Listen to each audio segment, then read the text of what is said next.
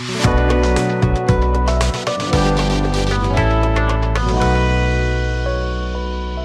they are placing on your product. So these are the three basic strategies you can adopt when you want to set a price for your fashion line or product or service.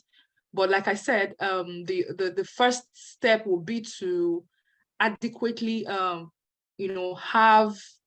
in your control your costs, your labor cost, raw material cost, and all those direct costs that go into the actual production of your product.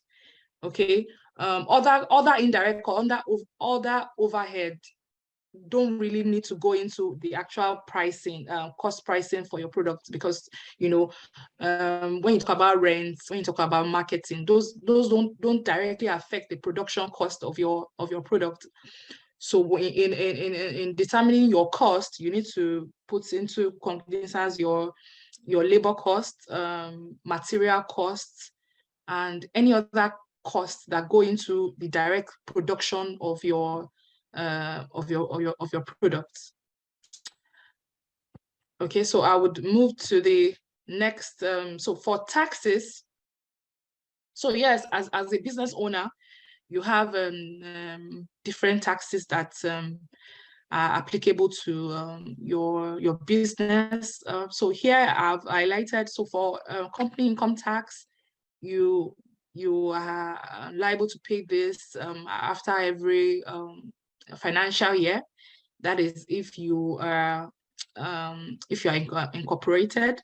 Value, we have capital gain tax, you have value added tax, you have education tax. So all these are applicable if you are incorporated. That is, if your business is duly registered, you are expected to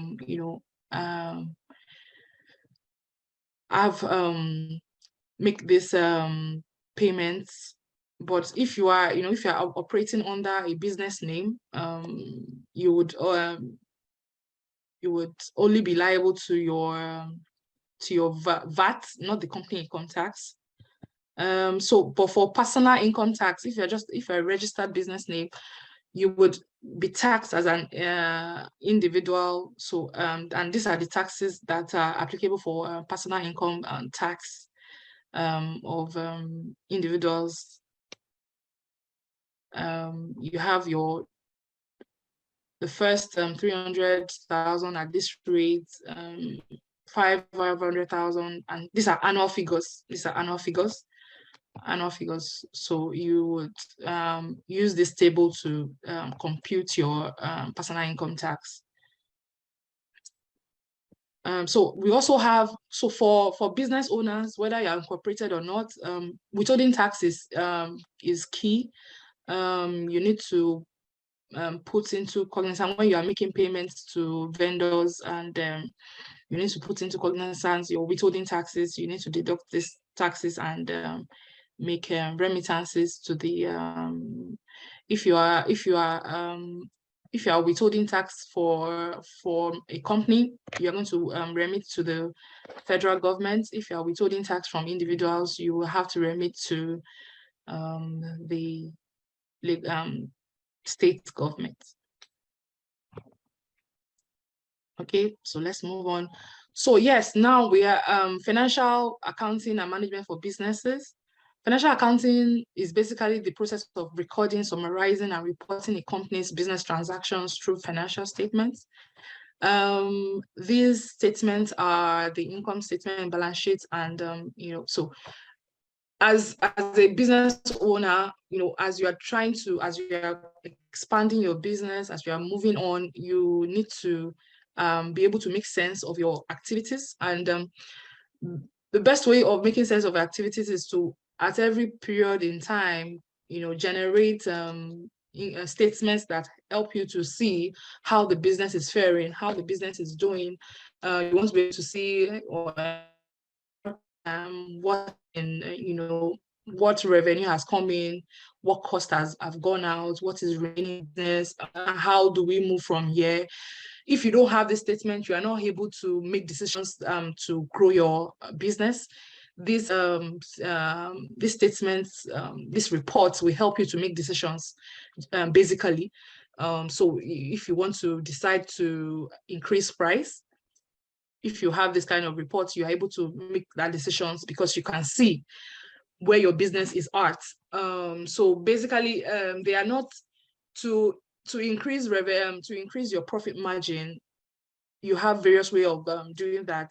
So people generally think that for me to increase profit, I have to, I have to increase my price, or I have to sell more. But if you sell more or you increase your price and you don't watch your cost, your profit margin will not change significantly. So in as much as you can also increase price or sell more, you should also watch your cost and see where you can cut back on unnecessary expenses that you are making in the business. But all this you can only decide on this when you are able to, generate your reports and see exactly how the business is faring. So this, in order to generate this statement, businesses need to develop a system of bookkeeping. Bookkeeping is the process of recording your business financial transactions so that you know exactly how much you are making and where the money is going. Okay, so if you run your business in such a way that you are not keeping records, you are not, you don't have a system where you are able to generate a report that shows you exactly, how you're doing as a business, you cannot grow, because you cannot grow if you don't make informed decisions. And how can you make informed decisions if you don't have the necessary tool to guide you in making those decisions? So I cannot overemphasize the importance of bookkeeping as a business.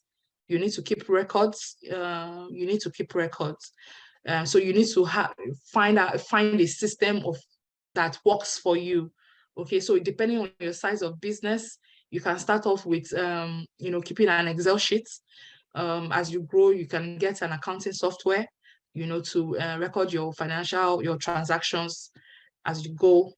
Bookkeeping means writing down all the monies that come into your business and money that goes out. If you don't know how much you're making or where the money is going, you will have a hard time finding ways to expand your profitability. That's basically it. I've said before initially that you need to separate your business from your personal funds. You need to treat your business like, a separate individual, from yourself. That way you are able to, put your affairs in order and make decisions that will actually help your business to grow. So here I have said, why does a business keep financial records? To manage the money of the business, particularly there's a significant amount of cash flow on day-to-day basis, to track daily, weekly, monthly financial performance of the business. Is the business making money? To identify and address problems at an early age. So if your business is having financial issues, the quickest way to know is by reviewing your financial statements, your income statements, your books. And if you don't have records, how are you able to review these books? There's no way you can even know that you have a problem. There's no way you can see at a glance that your cost of sales is actually killing your business.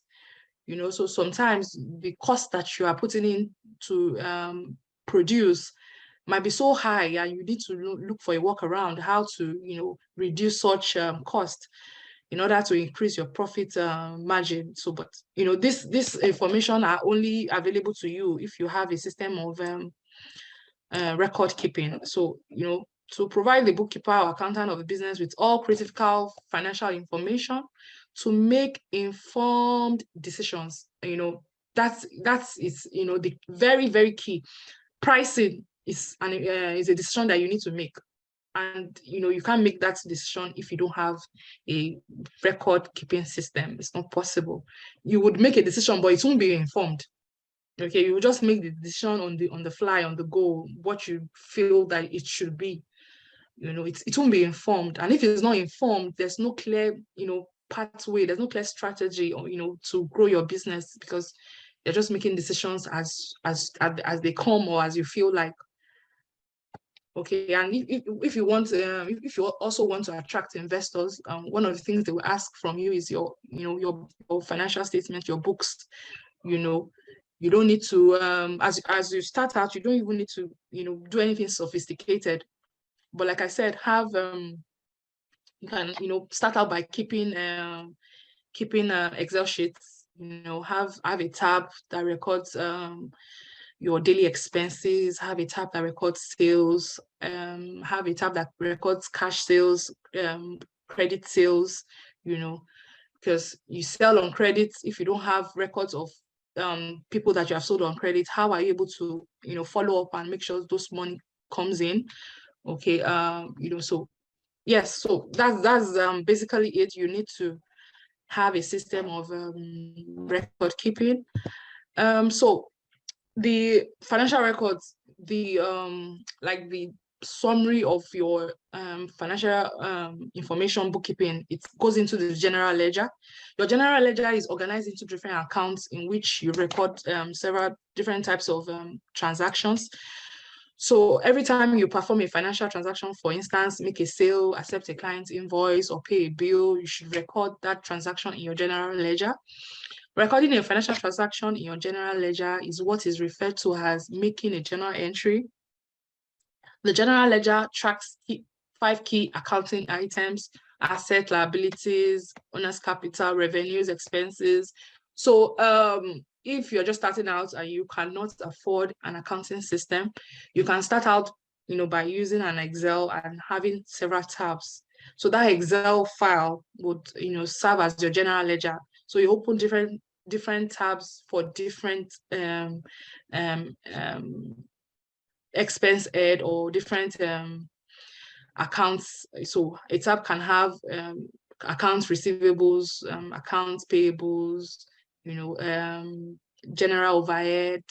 So you can name it as how you are, as how you want, that tallies with the kind of business that you are doing, so that at every time, if you want to generate a report from those tabs, from those records that you have kept, it's easy for you to come up with a report. So if someone says, okay, what's your revenue for the past 6 months, go to that you go to your sales, both your cash sales and credit sales is what you add together, and to come up with your total sales for the period. So yes, so that's what we call a general ledger. Different accounts together that would form your income or financial statements. So it tracks your assets, your asset, things that you bought, that you own, that you will use to generate services or product. Liabilities, things that you is your possession, but you have to pay back. Owner's capital, that is your equity into the business. Your revenue, sales, expenses, costs. So these are basically what make up the general ledger. Okay, so I see several hands up for questions. I think we'll take questions after the session. So okay, yeah. So I have highlighted here basic accounting terms. So for the first term, it's the burn rate. So what's the burn rate? A burn rate is a measure of how quickly a business is losing or burning through money. That is a particular, this is a particularly important metric for startups and venture-backed businesses. This calculation helps business owners understand how long they can continue to operate at this rate before running out of money. So you start your business with a particular sum, and at the end of a particular period, there's some money left with you, and you need to make a decision. Okay, how am I able to survive for the foreseeable future without getting additional funds? So maybe you started your business, so this is the formula for determining your burn rate. So you started your business with 1.2 million, and maybe at the end of 3 months, you see that you have 900,000 left with you, and you want to see, okay, how long would I survive with this remaining money with me before I get additional funds? So your burn rate is 100,000 per month, because the formula says your starting balance, which is 1.2, at the end of 3 months, you have 900,000 divided by 3. So every month, you on average, you spend 100,000 per month. So if you have 900,000 left with you, judging by your previous records, you would, be spending 100,000 every month. That's your burn rate. So your business basically extends 100,000 per month. So this particular metric helps you to determine, oh, okay, this is what I have left. I'm spending this per month. I need to get additional funds ASAP. So, but in a situation where you cannot even determine what is left, what you started with, how much you spend per month on an average, how are you able to determine when to seek out for additional funds to engage in fundraising for your business? So you don't want to just wake up one morning and see you don't have funds anymore. You can plan. By determining your burn rate, you are able to plan and say, okay, if I'm spending 100,000 per month, I need to make sure at any particular time, I have this left with me, so that at no particular time are you in a fix, to settle any obligation regarding your business. As you begin to spend money, you will start to see your cash balances deplete. As a business, you want to be strategic about what you spend money on and when you might seek more fundraising. Okay, so like I said, determining your burn rate helps you to determine how much on an average as a business that you spend on a month by month basis, and to be able to say, okay, this is what I have left, and this will take me to whatever month, and how to plan beyond that point to getting more funds for the business. So subsequently, you burn rate, cash runway. So your burn rate is what you averagely spend every month. Your cash runway refers to the amount of time a business must remain solvent, assuming they are unable to raise any additional funds. So you're spending 100,000 every month, and you're not able to. You don't have an idea where the next additional fund is going to come from. So you have 900 left at a burn rate of 100,000 per month. So you have 9 months left, to remain solvent. So let's say, as a business, all avenues to get additional funds has not proved fruitful.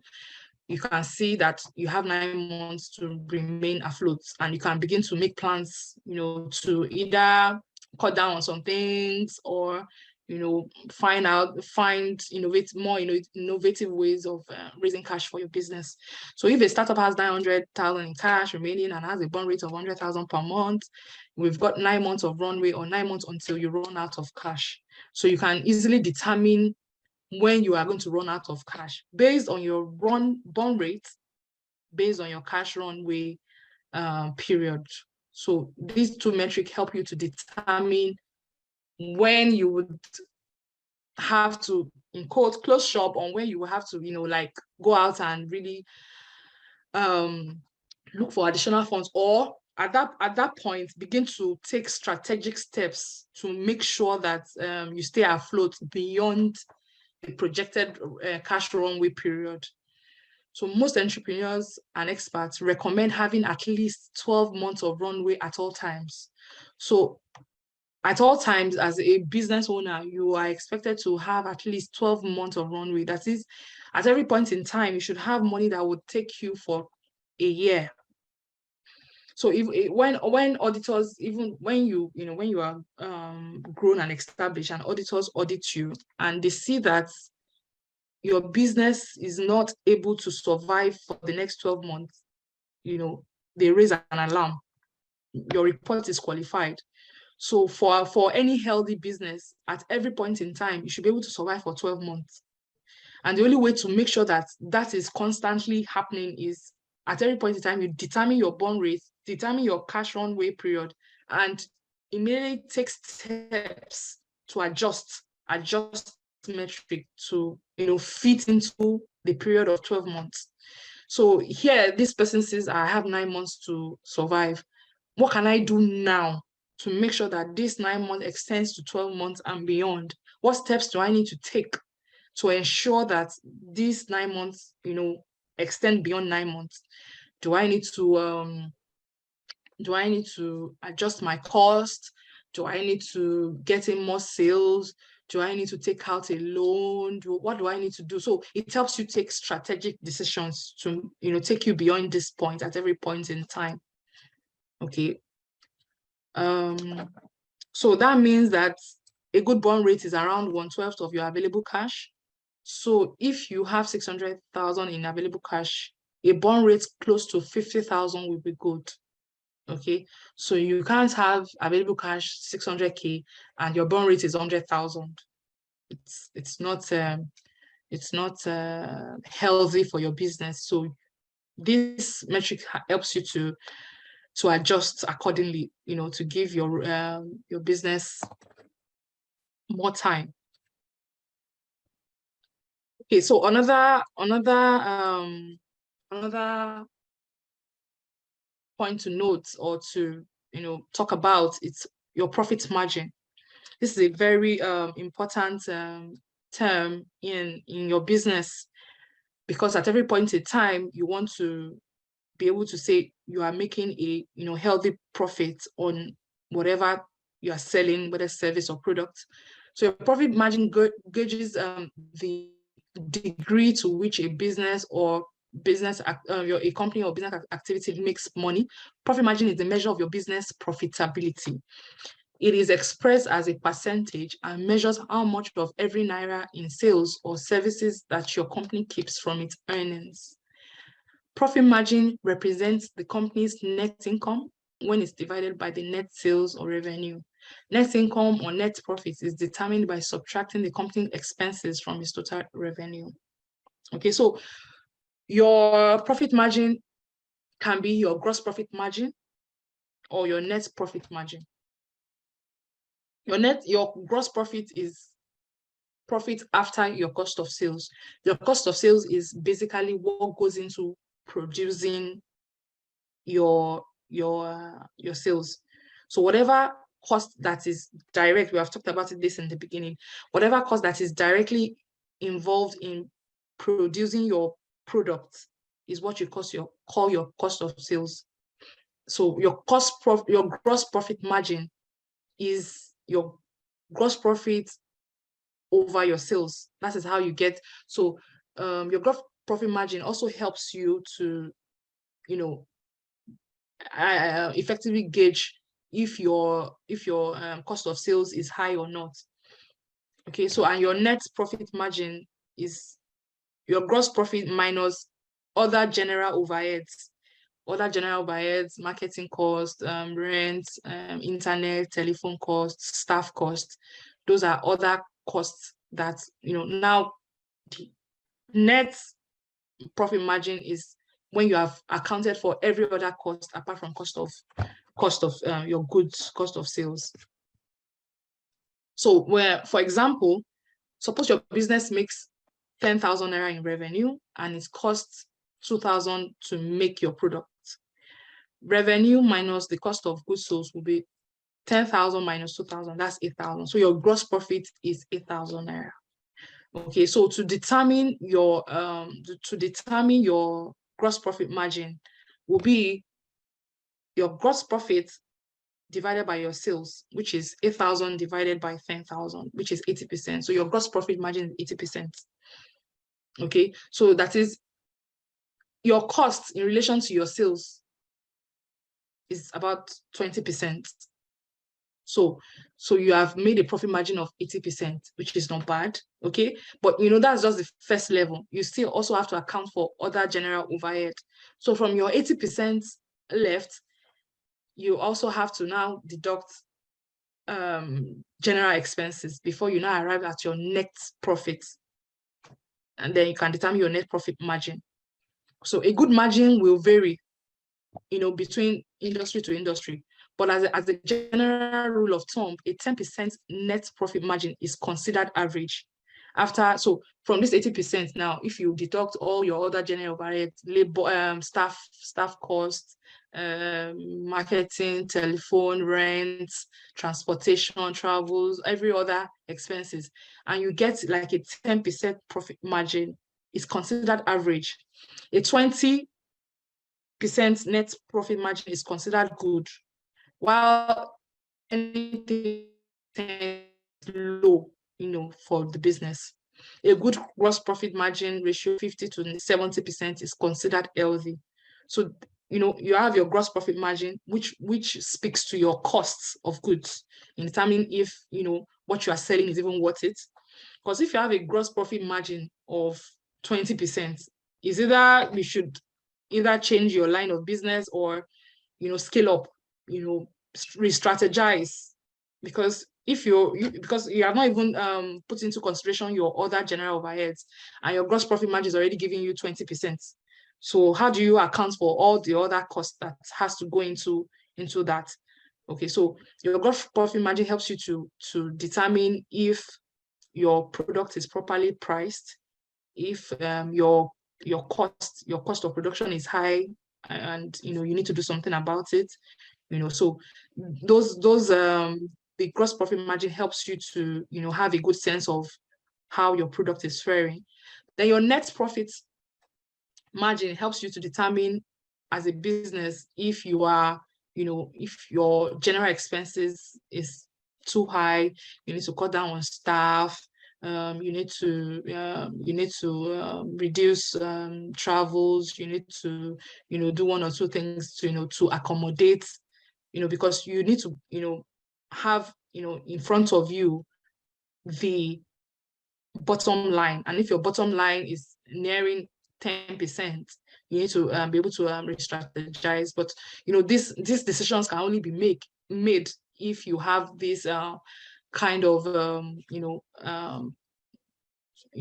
information in front of you. That's how you are able to make those decisions. So for example, I have an example of an income statement. So I don't know if from this statement anyone is able to calculate their gross profit margin and their net profit margin.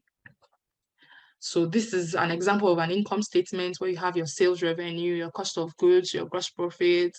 Then from your gross profit, you also have other general overhead, rent, salaries, telephone, marketing expenses. You have your earnings before tax. So for that period, we're not paying any income tax. Then you have your net profit. So let's see if anyone is able to calculate their gross profit margin and their net profit margin. And yeah, thank you very much.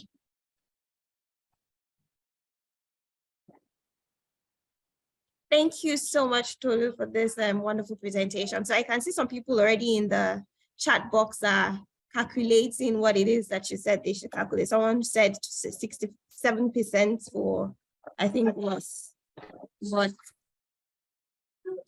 But thank you so much for. Hello, thank you so much, Tolu, for that wonderful presentation. Okay, so if you can, we're just going to run through the question for 8 minutes. We have very little time. The first question I would like to answer is, so Tolu, did anybody get the question right? The gross profit margin and the net profit margin. So can you say who got it right? I'm trying to look through. I think everybody got it. I think it was pretty straightforward. Okay, so I'm just going to ask one question. So this question is from one Rape Lana, and he or she is asking, would value-based pricing work for art, jewelry, and accessories? Would value-based pricing work for art, jewelry, and accessories? Yes, of course, it would. So it's for you to do appropriate research and determine the value that the market is placing on your type of product and play to that. Okay, so you are your art work, your jewelry can be a luxurious brand, and people are willing to pay much more than that they would. So you need to create a niche for yourself, in determining, making your brand much more than the what is obtainable in the market. You create a niche for yourself. Branding is all about branding, so that people actually want to be a part of what you do. They want to buy into what you are selling, and so it's a lot of research. We have several research that goes into determining prices for value-based pricing. Yeah, of course. Thank you so much. Thank you so much, Tolu. Okay, so before we move to the next question, because we have very little time. So like I mentioned earlier, I said that we're going to start a poll, and I'm going to initiate it now. So please, immediately you see the poll, please just fill the poll. Okay, there are 197 people here. So please, immediately you see the poll, ensure that you fill. Okay, thank you. So let's just move to the second question. So Tuto is asking, I currently don't have a bookkeeping or record keeping system, and I want to start. How do I go about looking? That has been years of operation. So he doesn't have anything right now, and he's saying that his business has already started operation. So how does it start? How does it start? How does it go about it? So if he can afford to get an accounting software, and because you said his business has been in operations for several years, right? So it will be best to get an accounting software. They have some basic ones that are not too exorbitant. So we have QuickBooks, we have Sage One, So those accounting software you are able to use. They are very customer user friendly. But the initial stage, you might need to, because you have been in operation for several years, to make sense of your records, you might need to engage an accountant to help you, impute all your data into the accounting software. And once that is done, you are able to follow through, on a month-by-month basis.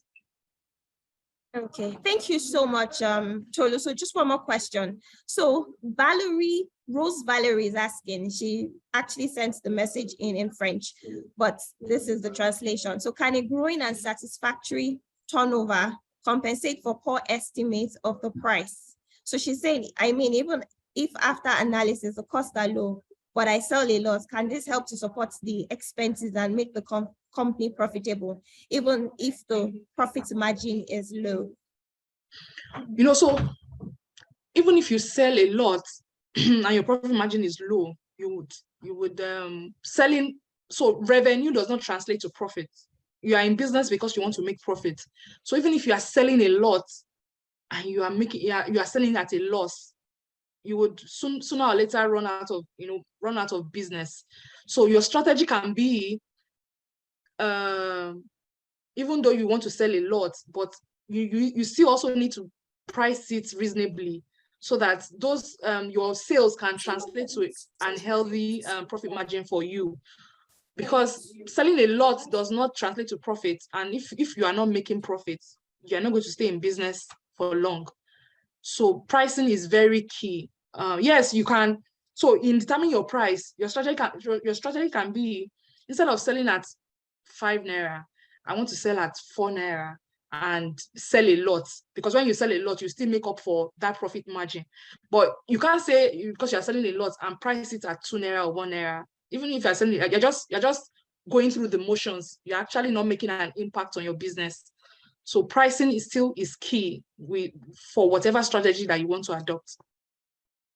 Fantastic. So thank you so much, Tolu Lokwe, for this fantastic presentation. Now, guys, that's all the questions we can take, because we have very little time. So if we haven't been able to address any of your questions, please ensure that you send them to the Fashionomic Help Desk email. So it's in the chat. So you see the email, the full email, but it's fashionomicshelpdesk@ccihub.com. So thank you so much, Tolu. Welcome to the end of our very first session. I hope you enjoyed it. If you enjoyed Tolu's session, please say thank you very much, Tolu, in the chat box as she makes her leave. Okay, so thank you, Tolu. Please stop sharing your screen. Thank you. Okay, just a moment. Okay, so everyone is saying thank you so much, Tolu. Thank you very much. Okay, so before we move into the second and the last session, we have 2 minutes, and we're going to use that 2 minutes to fill the poll. Our second facilitator is here, and he's waiting, he's ready. Now, if you haven't filled the poll, please, now is the time to fill it, okay? So the poll is still up and running. So if you have filled it, I don't think you should see it anymore. But if you haven't filled it, it means it's not due you to fill it. So please fill it. Just 3 questions, and they are all interpreted in Arabic, Portuguese, and French. Okay. Yeah. So please fill the polls. And if you have any problems filling the polls, please indicate in the chat section. Okay, so we're going to be moving on to our second and final session, and our facilitator is here. Okay, so his name is Mr. Ifeanyi Enukoro, and I'm just going to read his bio. So Ifeanyi Enukoro is a British Council certified master trainer and a Nesta associate for the Creative Enterprise Program. He's been presenting and facilitating customized interactive workshops since 2005 to audiences in Nigeria, Ghana, the UK, South Africa, Kenya, Ethiopia, Sierra Leone, and Sudan. As a growth expert, he helps schools, school leaders, teachers, corporate organizations, entrepreneurs, and individuals reach their highest potential. His clients include some of the largest corporations, the British Council, the United Kingdom Trade and Investments, Virgin Atlantic Airways, Sterling Bank, and Lagos Ministry of Education, to name a few. He's going to be taking us on a deep dive into brand storytelling. We're excited to have you here today, Ifeanyi, and we look forward to a great learning session. The floor is yours. Welcome. Can you see my screen? Yes. Okay. Thank you. All right. So, well, it's good afternoon here in Nigeria. Good morning somewhere else, I'm sure. So wherever you're joining us from, thank you so much for having me. Just to say thank you to the last speaker. That was fantastic breakdown of financial management issues and all that. Usually it can be very, very tiring if you don't understand it, but she did so well with it. So thank you to Olokpe. That was fantastic. The way you broke it down. I wish I joined earlier so that I can pick 1 or 2 lessons from what you said. We're going to be looking at a whole lot. So this is the lighter part. You know, we had the very serious part. So this is the lighter part. But just to be sure that everybody's following along, please, can you go to the chat and just type, I am super excited to be here today. Just type quickly. Say, I am super excited to be here. Just go to the chat, right? I'm super, fantastic. Absolutely amazing. Absolutely amazing. I am also very, very excited to be here as well. I can see it coming in. Super excited, fantastic. Uzri, Jamaluddin, Isato, Koronko, fantastic. Great. So let's just go on very quickly because of time.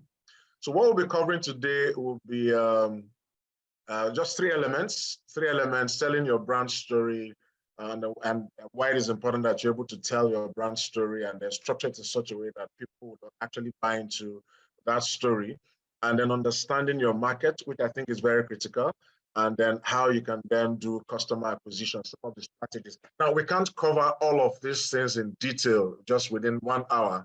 But what I'll try to do is try to give you the basics and then challenge you to go back and then do more research as business people. It's also very important to state that if if you understand the financials of your business, then you're almost 80% on your path to success. But if you don't know how to tell your own brand story, then it becomes a challenge for any other person to buy into it. So you must own your story in such a way that it is convincing.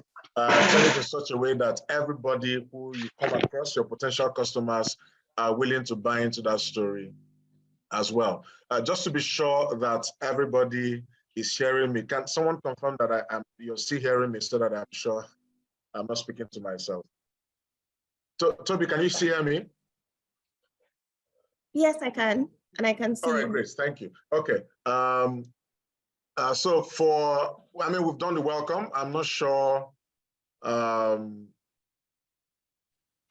need to look at. So my name is Ifeanyi Enukora, and then I have been doing this sort of presentation for some years, and I love to work with the creatives, and I've done this for over 7 years now. And this is Fashionomics program, and I'm sure that you will pick 1 or 2 lessons for whatever it is that we're going to discuss. Now, on the other hand, some ground rules, which I'm sure you're used to. Switch on camera if you can. There's no need.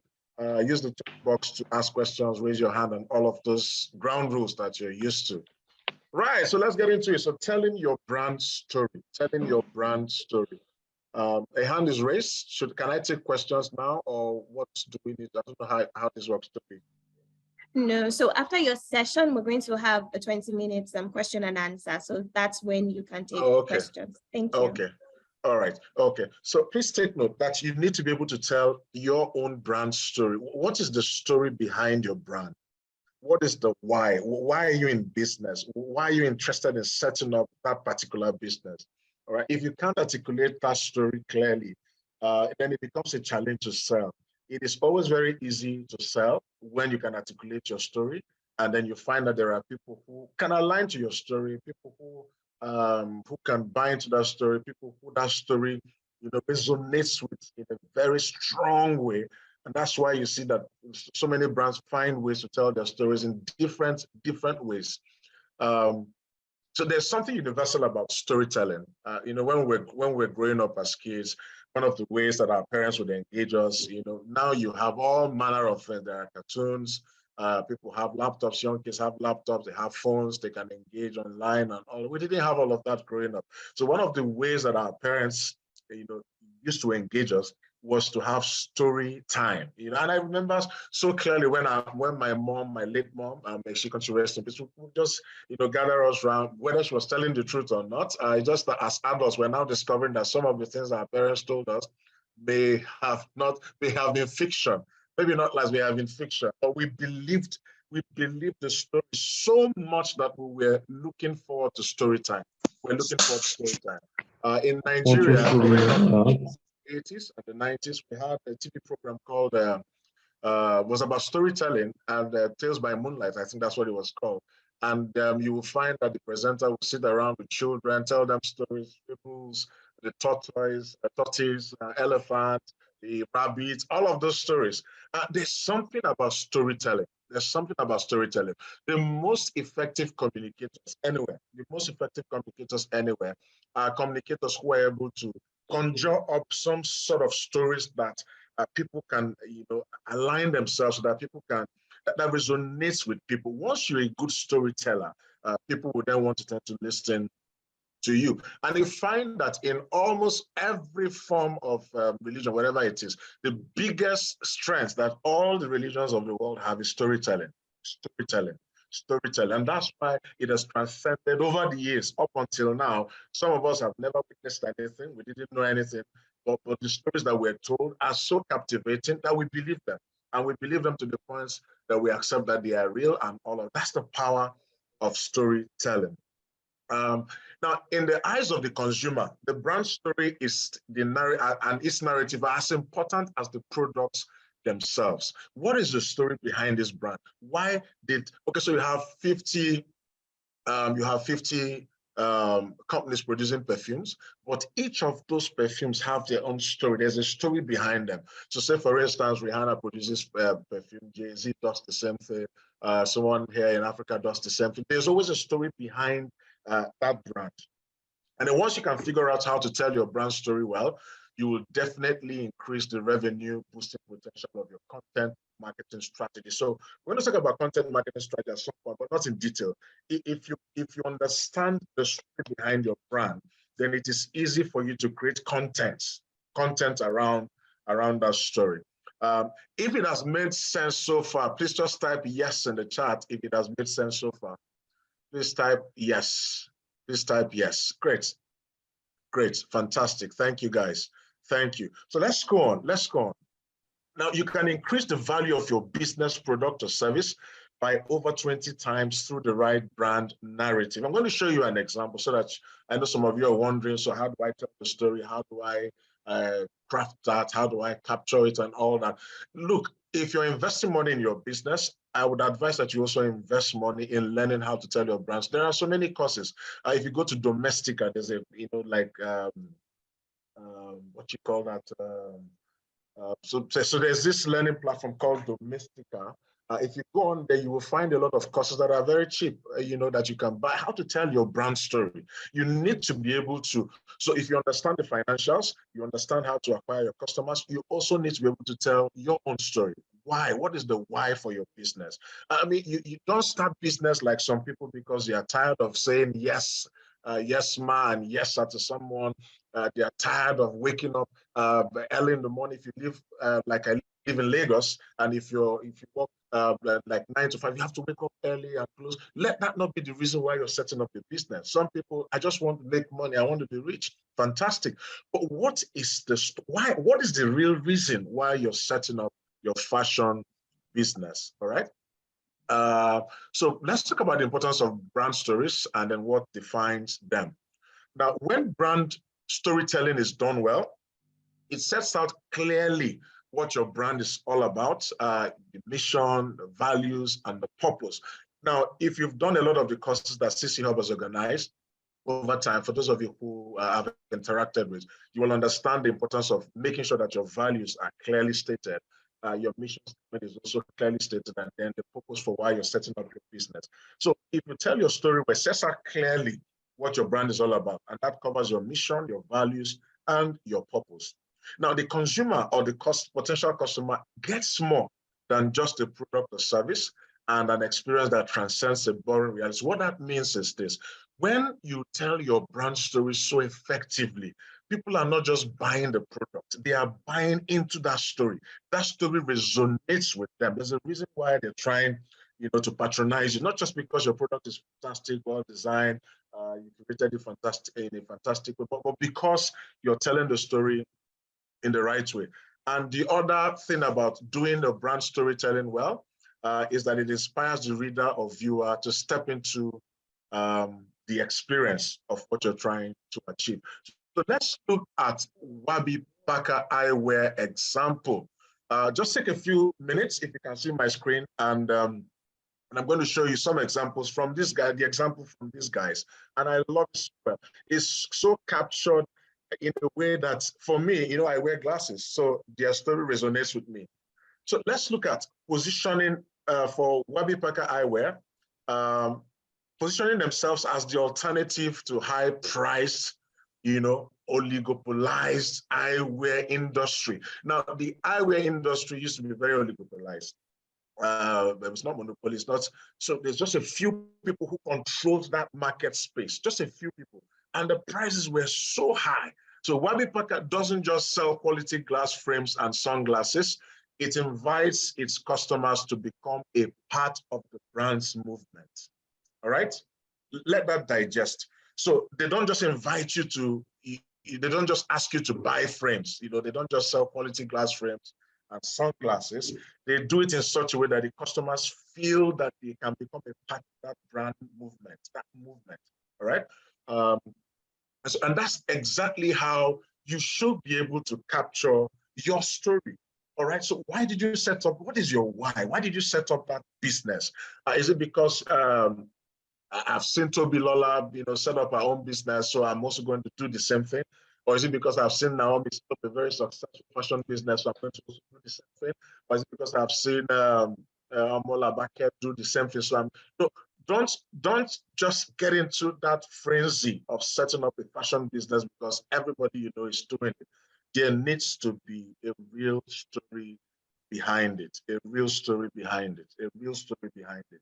Now, people ask me, I tell people a lot of times that my biggest desire is to get back into the university system, you know, and become a lecturer. And then as I say, yes, because growing up, I've had teachers who were so amazing, and just a few of them, and teachers who were so terrible that being in the class was a torment. It was a torture.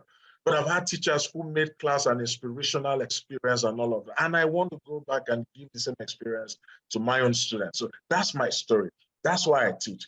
That's why I was a classroom teacher for some years at the secondary school, and then delved into facilitation of workshops and training of people. And I've done this over the years. That is what drives me. That is what inspires me. That's my story, to ensure that every time people come around me, they get value from the classes that they attend. All right. So Warby Parker example clearly states that they don't just sell quality glass frames and sunglasses. They invite the customers to become a part of the brand's movement. So let's look at the example now. So everybody take a few minutes, please. Okay, take a few minutes, and I hope I've not muted myself. Toby Lovers, just can you still hear me?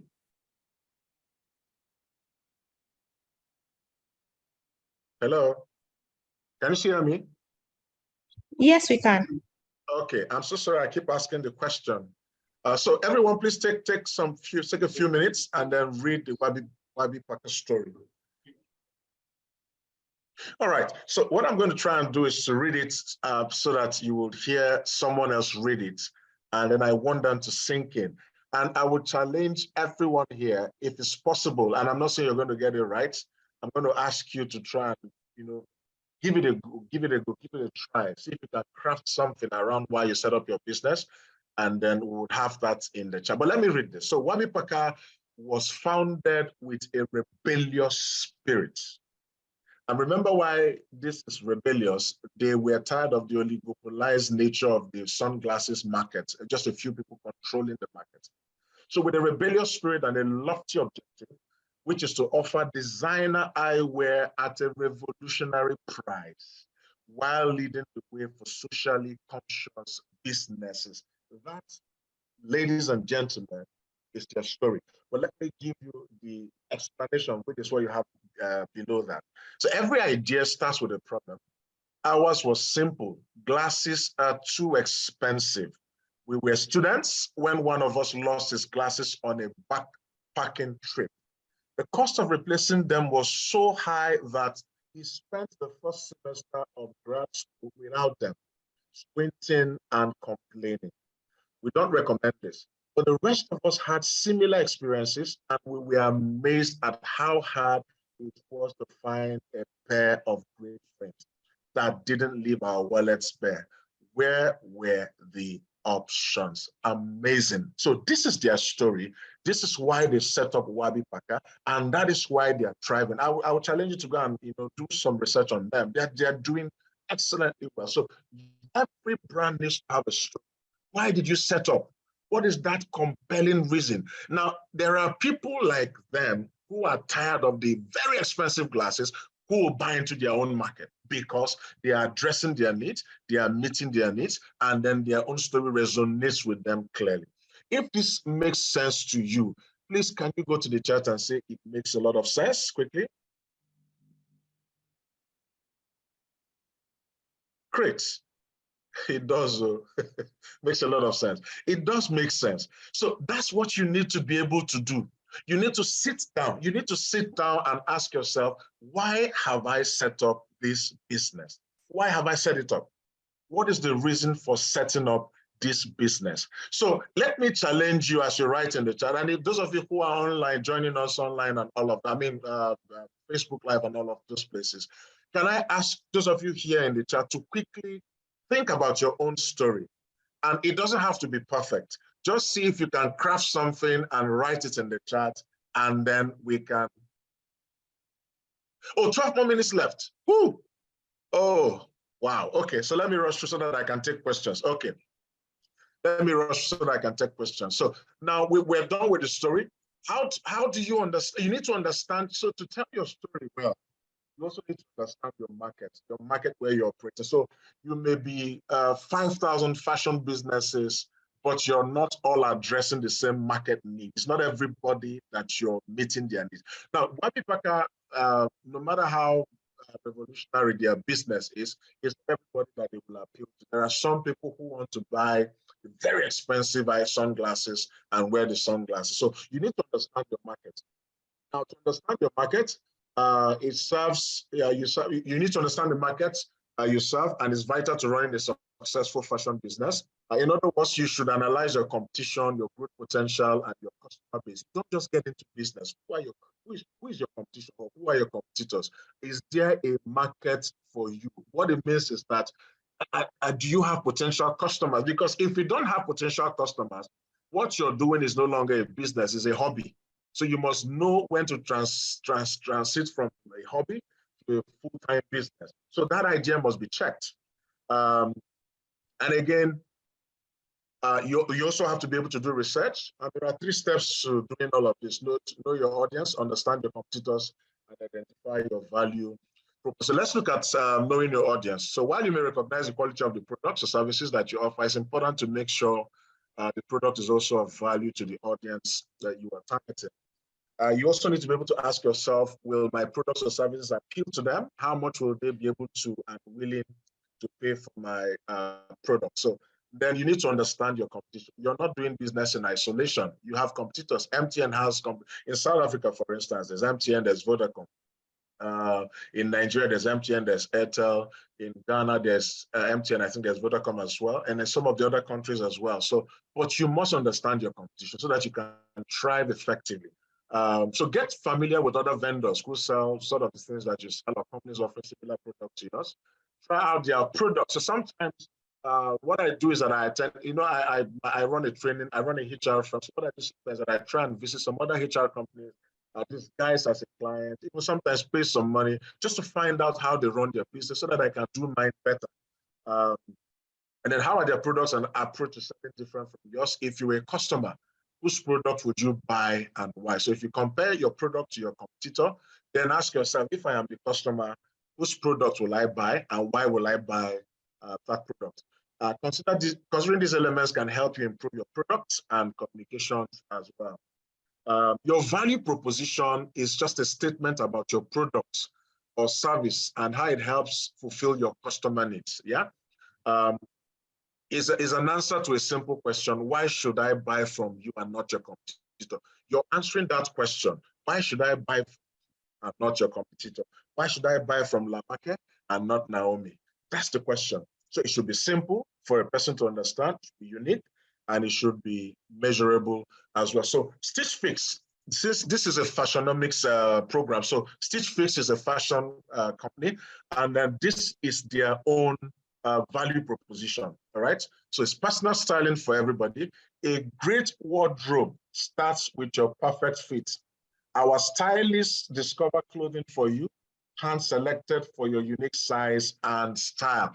This is their value proposition, but let me break it down for you in the next slide. So it says, personal styling for everybody.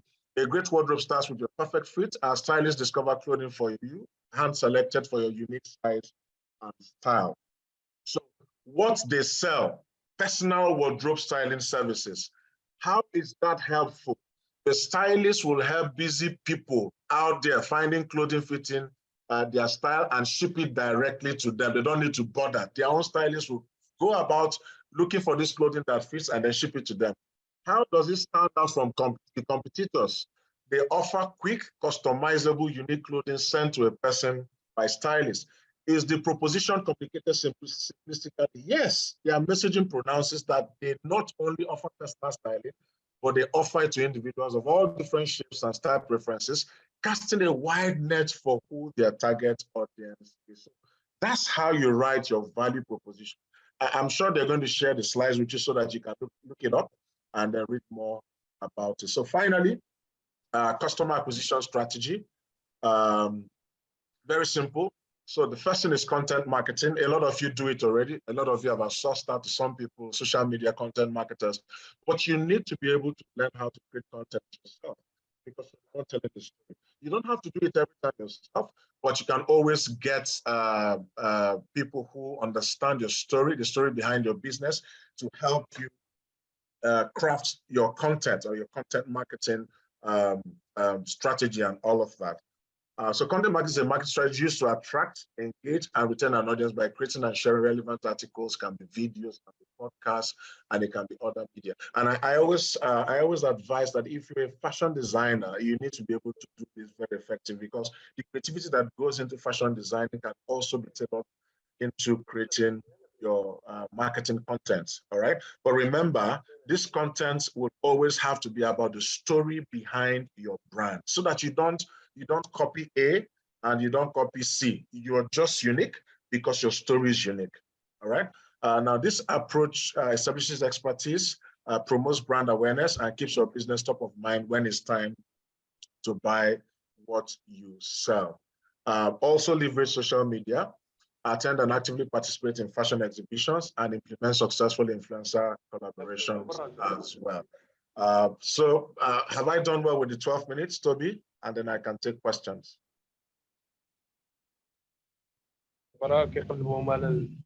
Yes, thank you so much.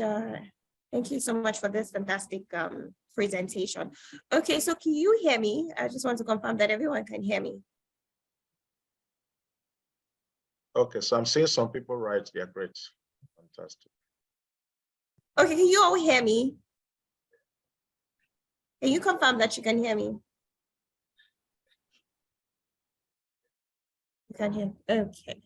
Okay, so thank you so much for this fantastic presentation. It was great learning with you. So we're going to take 5 questions, and I think we can take more because we're rounding up quite early. So I'm just going to go into the question and answer, and we have only 1 question. Okay, so if you have questions for Ifeanyi on brand storytelling, I'm sure you have a lot of questions. Please send your questions in, okay, so that he can. Yeah, Toby, can I look, because I've seen some people write their stories in the chat. If they want to do that, why don't we even try and see if people can write their brand stories if they want, and then I give feedback, and then we'll take the questions as well.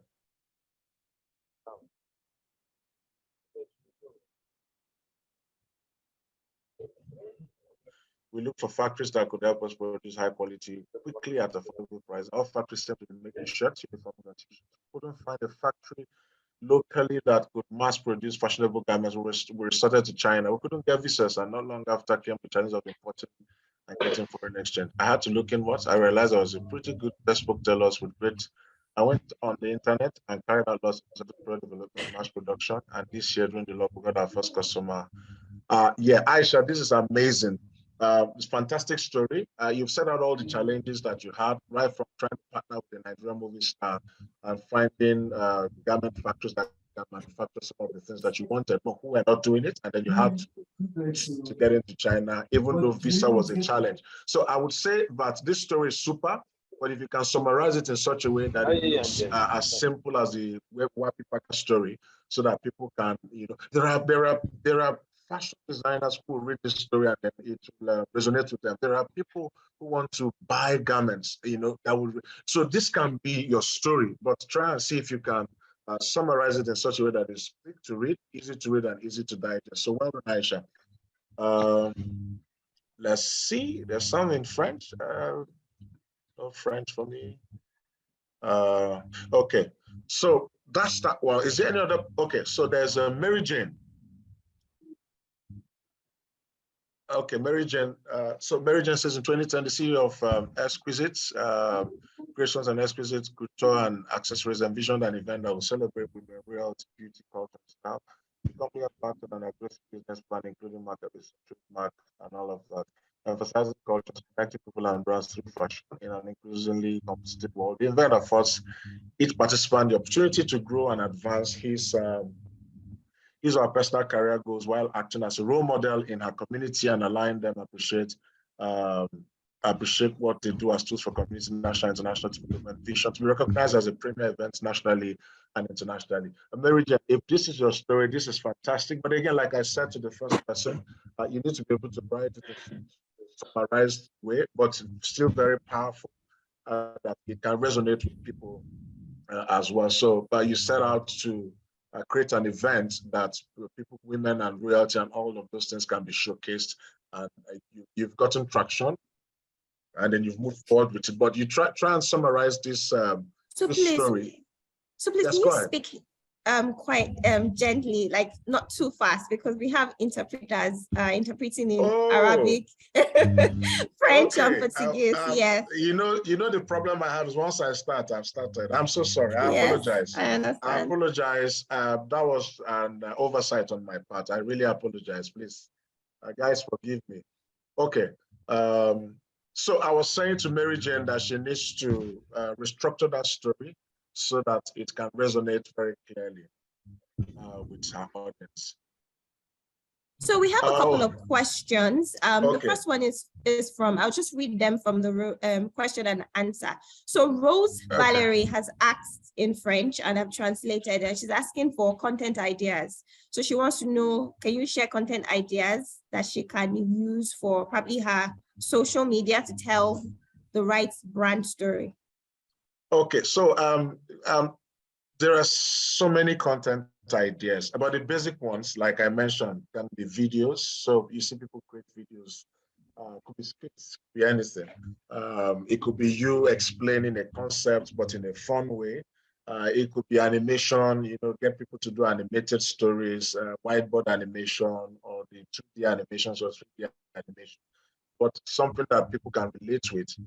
It can be a podcast where you, in French, for instance, you're explaining, you're talking about fashion, you're talking about designs, you're talking about maybe clothing materials for a particular kind of weather.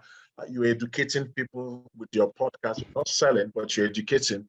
And then it is your brand that is doing that. So that people then begin. The idea of content marketing is so that you're putting your brand in the faces of people, and then it becomes top of mind, you know, when they think about maybe clothing or buying a particular accessory and all of that. You can also write articles. In fact, the truth of the matter is this: you don't even need to write the articles yourself. There are so many artificial intelligence article producing websites that can do that for you. And sometimes you pay some token to get it. So you pay the money, get the article, and then you then have some other websites or apps that can actually rewrite the whole content so that it becomes yours, and then you're not accused of plagiarism and all of that. So you can, so many things that you can do. You can get a graphic designer, or you do it yourself, go on Canva. It can be quotes about fashion or about accessories. It can be quotes about weekends, about holidays. It can be anything, all right? So what you must then, and I think the first time you had this event, the first speaker talked about having a content calendar. So you also need to be able to have a content calendar that specifies what you're doing every day of the week and how many times of the year, of the month, that you need to produce content. That way you're guided, you have a plan, it's structured, rather than just doing it randomly. So there are several things that you can create. The other thing I will advise is you can also go online and research, or even take out cash and pay for content creation course so that you learn better. I usually advise business people, don't always outsource all of your content marketing to people.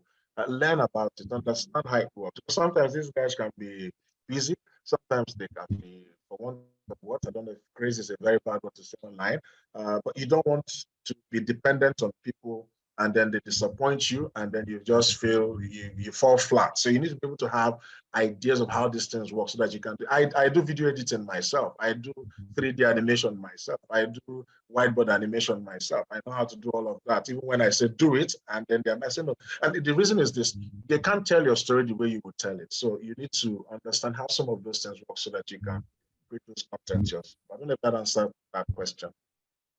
Yes, thank you so much for that. Okay, so I'll move to the next question. Joshua is asking, what's the best way to engage in healthy partnership with fellow designers without them seeing you as a competition? Okay, so in terms of that's the challenge, you know. I don't know if it's other part of Africa, but I know some of the challenges in Nigeria with partnership is that people tend to want to compete rather than cooperate. You know, you can partner with another designer. So, say for instance, if you find There's something called comparative advantage. In economics, it means what you have strength in, and the other person doesn't have strength in it. So, say for instance, let's say China and America, China and the US. You know that no matter how conflicted their relationship is, no matter how many times they go on CNN or go on BBC and want to fight and shoot themselves, they always cooperate. Apple's biggest assembly line is in China. Right? They are not saying because we don't like China, we don't like the US. They do business, they partner. All right. So Apple's biggest assembly line is in China. Why is that so? China has the manpower, which is also affordable. In the US, you can't use that kind of manpower without having litigation issues or legal issues. But in China, it's affordable. It's not that it's abuse, it's affordable. It's readily available. So that partnership exists. So one of the ways to actually partner effectively or cooperate effectively with somebody who is into the same line is to find areas where you define what your strengths are. Do a SWOT analysis if that's what works. Find what your strength is, find out what the other person, two of you can have the same strength. So if somebody's strength is in A, the other person's strength is in B, then you can then cross-breed ideas or cross-match efforts and see how two of you can collaborate without seemingly competing with each other. So say for instance, somebody who is one of the partners or one of the people may have a factory and have a lot of machines, but may not be too good with designs or may not be too good with some other, and then you are good with design, so you can do the designs, collaborate with this person, the manufacturer, and then you pay the money, and then it won't be an issue if it's done in an amicable way. I don't know if that answers the question. Yes, thank you. Thank you for that. Okay, so I'm going to take a question from someone on YouTube that has been posted in the chat box. Okay, so let me just look for it and read it out.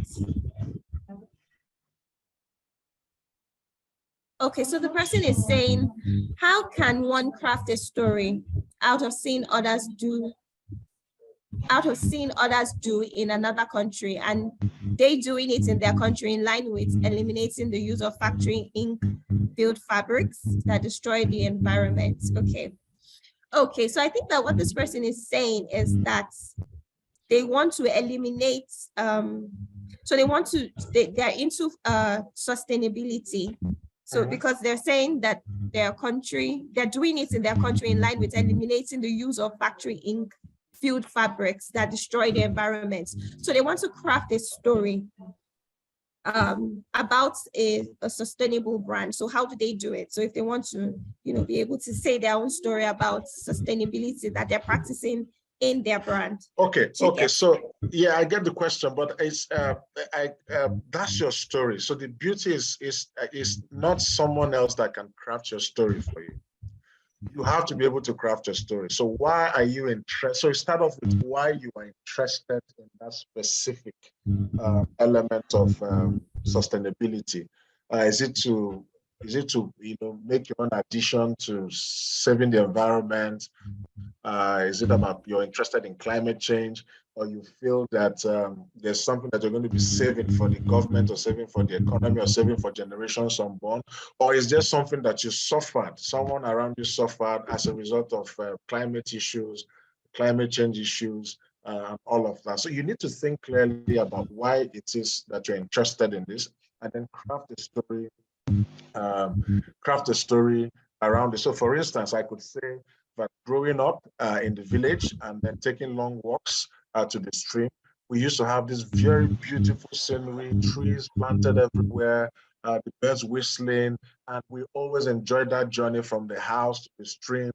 But in a few years, we noticed that there was erosion, environmental degradation as a result of the operations of maybe manufacturing companies or oil companies, and that affected your childhood, that affected the environment, that people no longer are able to go to the stream. And you now notice that if you create fabrics or create products using the same method that degraded the environment, you will be contributing negatively. So you want to do something that contributes positively, and maybe in the future restore the environment back to what it was when you were a child. Simple as that. I don't know if that makes sense. Absolutely. Thank you so much for that. Okay, so let's just move through the questions. Okay, so one Rape Lana is asking, as a one-woman show, do you suggest I show my face more in content? So she's probably referring to social media and general content that she creates. So can she show her face more as the sole entrepreneur or a sole entrepreneur?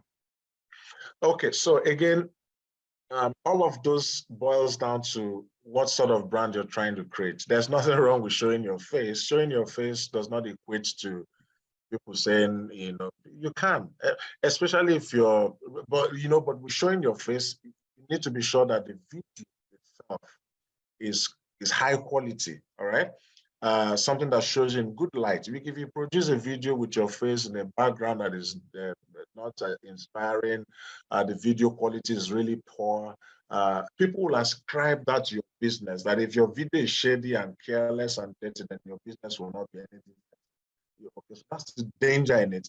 But if you're sure of the quality of the video, you've invested in cameras with a good phone, you know how to do all your aperture and light setting. For instance, the way I'm sitting, there's a light in front of me and all of that. If you know how to set up all of those things and you create quality video, there's nothing wrong with showing your face because you're the face of you're the business, you're the face of the business.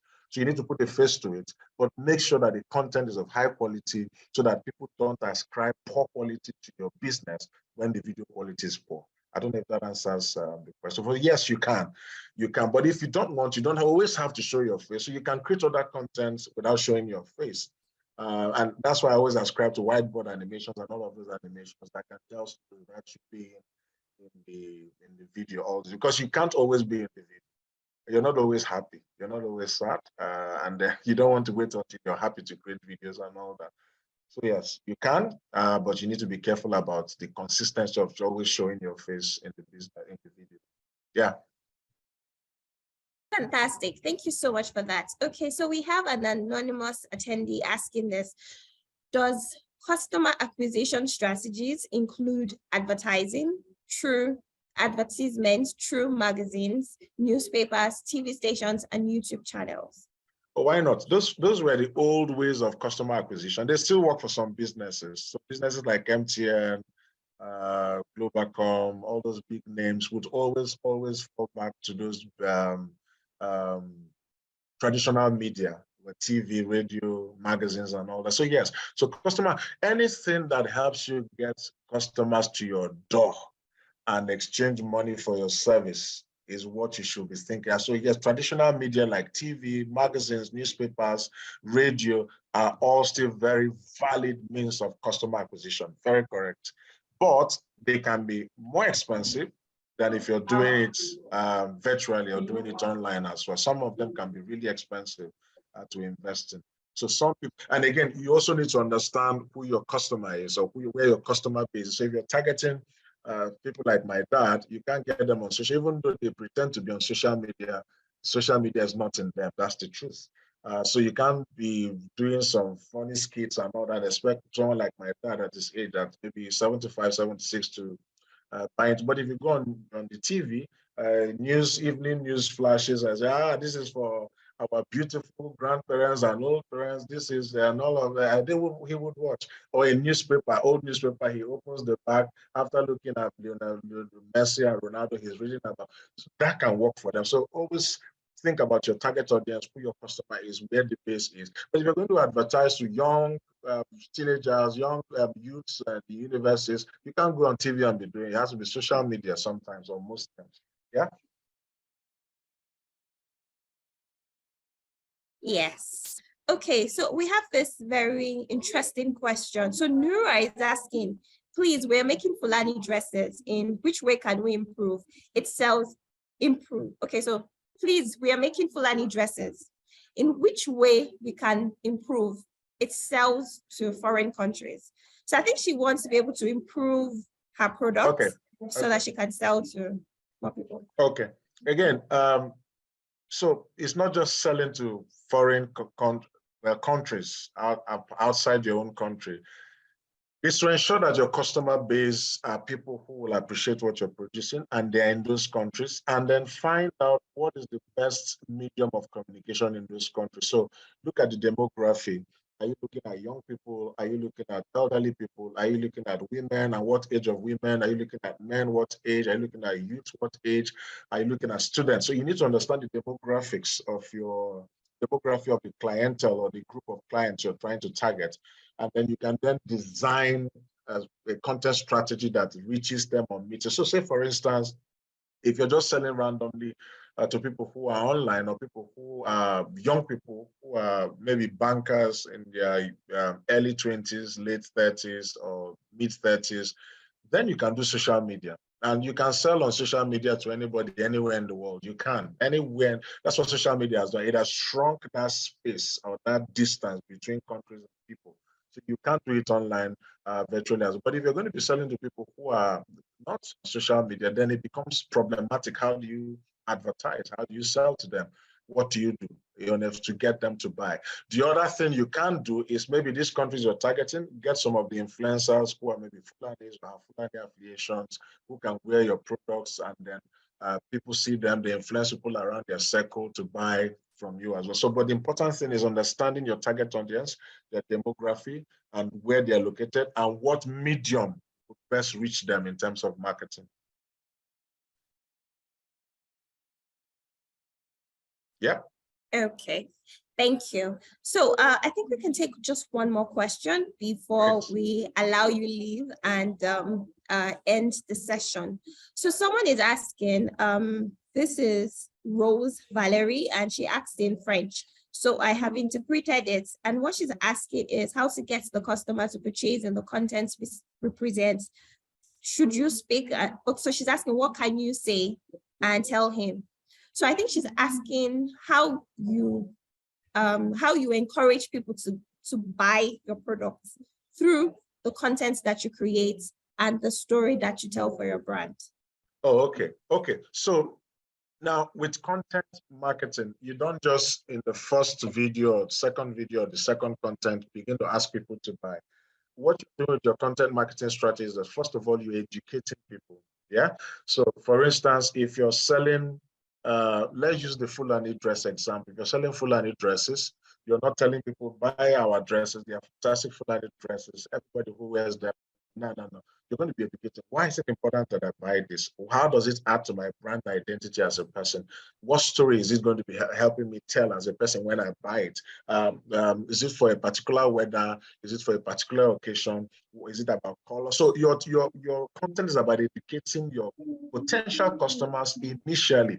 So you're gradually educating them, opening up their minds, so that when you finally say this is the right product for the right weather and all that, they say, who else can we buy from if not you? Because they've been hearing you talk about it, they've watched you talk about it. It has become part of their subconscious. So they are unconsciously now saying, if anybody can give us the right material, the right dress, it has to be this company. You educate, you get their buying, they become a part of your tribe, and then you can then begin to project and sell to them. And then they'll easily buy. People don't trust you on your first content and buy from you. You're building trust as you educate. Even in the education sector, the training industry, you don't just sell a course, you educate people, sometimes offer free classes, sometimes offer free advice, and then before you know it, you're saying, so to get this particular course that touches on the advice we gave you before, it is now this, they will buy because you've educated them and they trust you. Yeah. Thank you so much for this very enlightening session. So Ngozi is asking, can we have his full name and social media handles so we can follow him on socials? Yeah, so he's going to tell you. Thank you. It's just my name, Ifeanyi Enukora. Just in my name on, as you see it, one word, small letters, all of the social media things, just Ifeanyi Enukora. Yeah. Thank you so much. So thank you so much, Ifeanyi. It's always interesting and exciting listening to you speak and answer questions. Thank you. I'm so grateful. Thank you for having me. Thank you so much. Okay, so you can stop sharing your slides. Thank you so much, everyone, for for coming to the session. We're going to be continuing. So I'm just going to share a couple of announcements. We're going to be continuing the workshop tomorrow at the same time. So please endeavor to join tomorrow's workshop. And then we have a couple of announcements for you. So just check the chat box, and I will check and I'll see if I can read out some of the announcements. Okay, so for some of the questions that we couldn't take in the first session, please ensure that you send if you feel like your questions weren't answered during the first session, please send the question to the Fashionomics Help Desk email. And yes, so Omalabake has mentioned it in the chat box.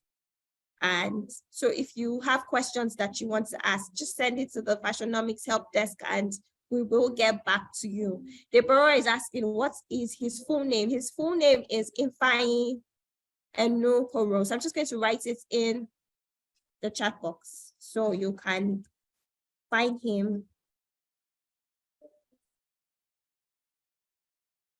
Okay, yeah. So, yes. So if you have any unanswered question, ensure that you send your questions to the Fashionomics Help Desk. Okay. And I think that's it. That's all. So thank you so much, everyone. Thank you for coming to this session. Thank you for waiting till the end, and thank you. So we'll be ending the session now. So if you have any question concerning the program, you can ask now. Yes, there is an event tomorrow. That's the workshop for the accelerator. So please check your calendar and ensure that you come on time. Okay. So Akinomori is asking, is there any announcements? There is no announcement, just a reminder to attend the session tomorrow. Okay, and please ensure that your Zoom name matches your registered name so that we can mark your attendance.